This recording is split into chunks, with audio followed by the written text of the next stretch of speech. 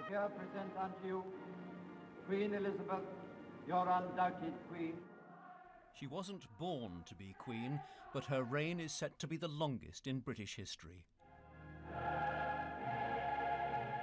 Her coronation set her apart to a life of service. That service now spans 7 decades, from the 1950s, when she was a young queen in her 20s, bringing up a family, to the years that followed.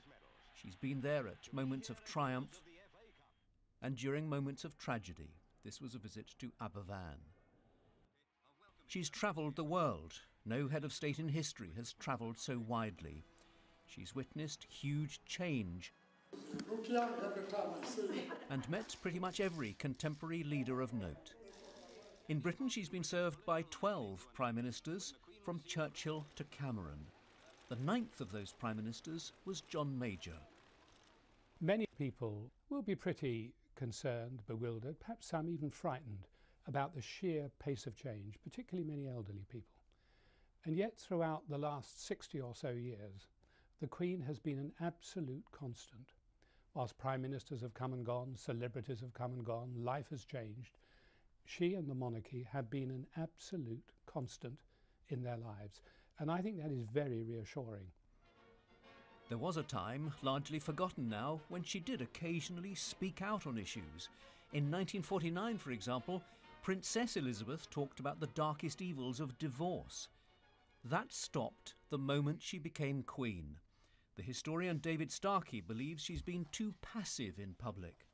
In private, you know, she's sharp, she's funny, occasionally malicious, a good mimic.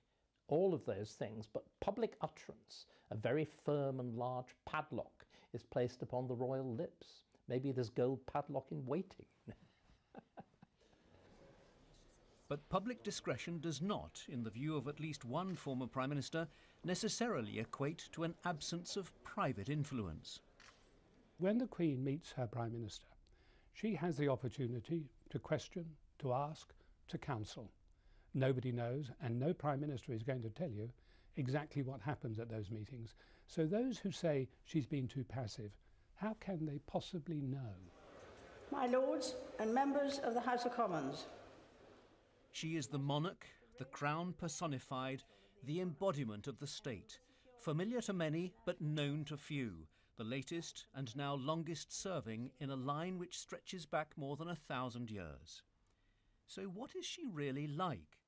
She's never unkind or cruel. She never makes sarcastic remarks, in my experience, about anyone she has met in the course of doing her official duties. But she can still see the funny side of things that have happened, and she can have people in stitches. She is Elizabeth II of the United Kingdom, a monarch who, by the shrewd use of old-fashioned virtues and forward-thinking pragmatism, has entrenched the position of the monarchy. She will never retire. For the remainder of her days, she will strive, as she pledged on the day of her coronation, to be worthy of your trust.